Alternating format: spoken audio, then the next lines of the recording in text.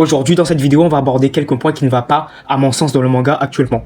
Pour commencer, les Chevaliers Divins sont une énorme déception pour moi, car que ce soit à God Valley ou pendant le combat Arad, Loki, Shanks à Elbaf, ils ont été ridiculisés dans la narration. Ils n'apportent aucune tension dramatique au scénario et ils souffrent d'une vacuité narrative au sens large du terme, car ils apportent aucune plus-value en tant qu'antagonistes. Ils sont méchants pour être méchants.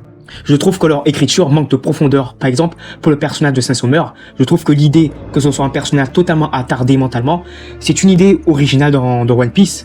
Car un personnage qui est méchant sans raison, c'est un personnage qui est censé faire peur, apporter de la tension, car il sera sans vergogne face au protagoniste.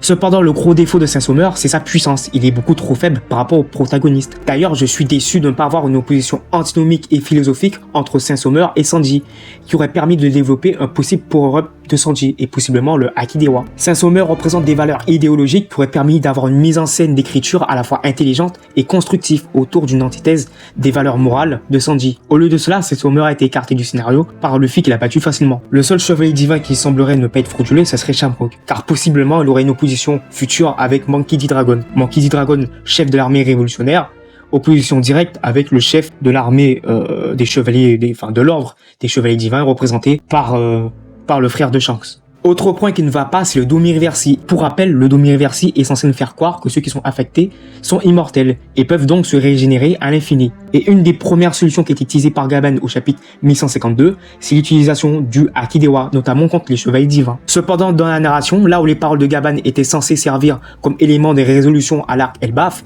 il n'en sera rien car le Haki des Rois a été utilisé à God Valley pour résoudre le problème du Domi Reversi sur Xebec. Oda nous a montré que ceux qui possédaient du Haki des Rois en Domi Reversi pouvaient l'utiliser un peu comme une armée en défensif, avec une quantité accrue via le boost du Domi Reversi. Et ça aura pour effet de forcer Garp et Roger à utiliser une masse de Haki des Rois pour venir à bout du Domi Reversi sur Xebec. Le problème, c'est qu'au chapitre 1176, Dory et Brogy trouvent une solution facile pour sortir du Domi Reversi, c'est-à-dire qu'ils se tuent en se tranchant la tête. Or, ça crée une incohérence et ça brise l'intérêt scénaristique du Domi Reversi qui est censé garantir l'immortalité. Ça rend à moitié obsolète aussi l'utilisation du Haki des Rois. Maintenant, j'ai plus l'impression que c'est devenu un mode zombie où il faut juste viser la tête ou les organes vitaux pour briser le Domi Reversi. De plus, comment expliquer que Dory et Brogy reprennent conscience de leur corps au point de se tuer eux-mêmes?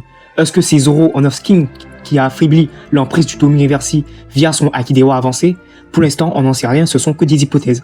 En conclusion de cette vidéo, bien que Oda est un des plus grands mangaka de l'histoire, il y a des éléments qui ne vont pas dans le manga actuellement, et je tenais à en parler, avec bienveillance et respect, pour le génie que représente Oda, et pour ses 26 ans de travail que je respecte, bien évidemment.